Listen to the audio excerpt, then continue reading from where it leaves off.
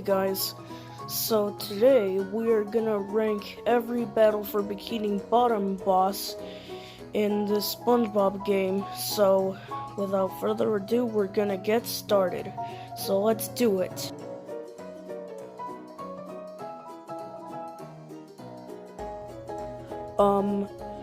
Okay. Who the heck is Prawn? In fact, I don't think I've ever seen him in a Spongebob episode or anything, but anyways, Prawn is a mini-boss, of course, and in fact, he is the worst boss ever. He's really tiny. He kinda reminds me of Plankton.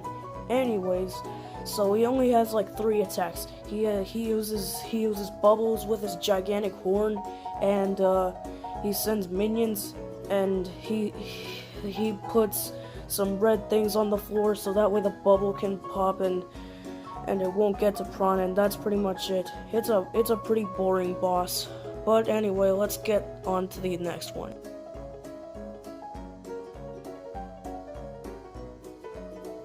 Now this feels more like a boss than that other Prawn guy. I don't even know who that is. Anyways, the King Jellyfish is a pretty easy boss. All you gotta do is slap him.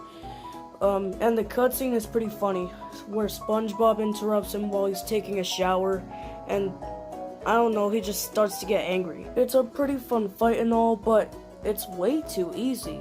I know, it's kinda like Prawn's, but Prawn ends way too short. So, moving on.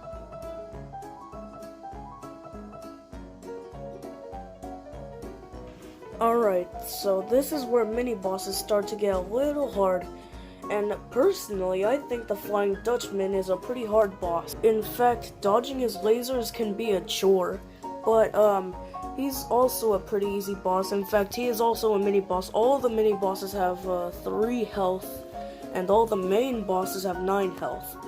But anyways, he's a pretty fun boss, and to attack him, you gotta lasso his tail. That's right, you gotta use Sandy. But anyways, we're gonna move on to an actual boss. So yeah, let's go.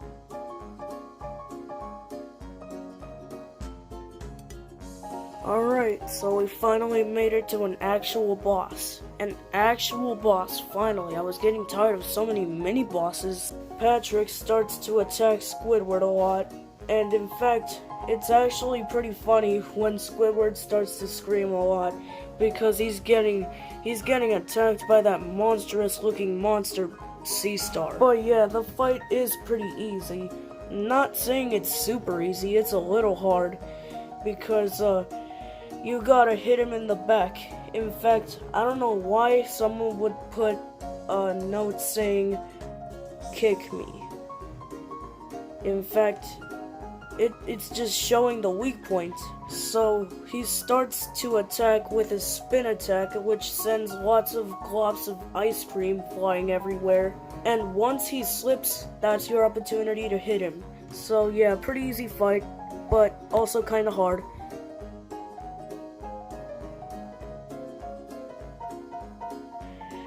Yep, this is where things start to get really intimidating.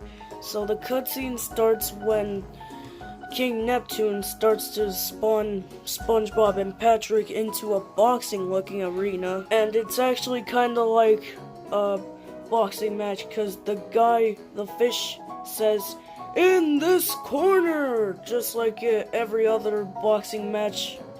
But this is not a boxing match. This is an actual fight. Like, Sandy has a lot of attacks, way more than those other bosses that we just talked about. She has her karate chops.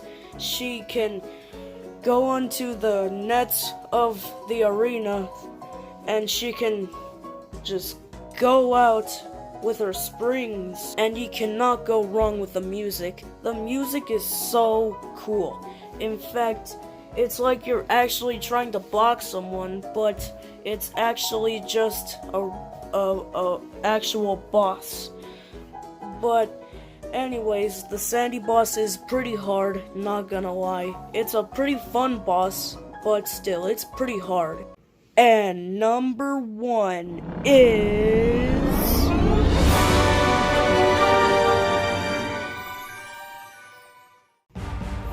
That's right, you guessed it, the Spongebob battle.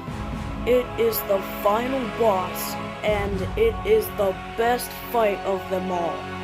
And I liked the part where Robot Plankton said we were supposed to get married next week. Yeah, what do you mean married? SpongeBob is not a girl. And after you defeat the Karate SpongeBob, he gets bigger and turns into Muscle Bob Buff Pants. And you have to go inside to deactivate the robot. It is literally the best fight in the game. It's the most intimidating, and so is the music. That is my list. Do you agree with me? I hope you do. Well, there is opinions. Alright. Bye.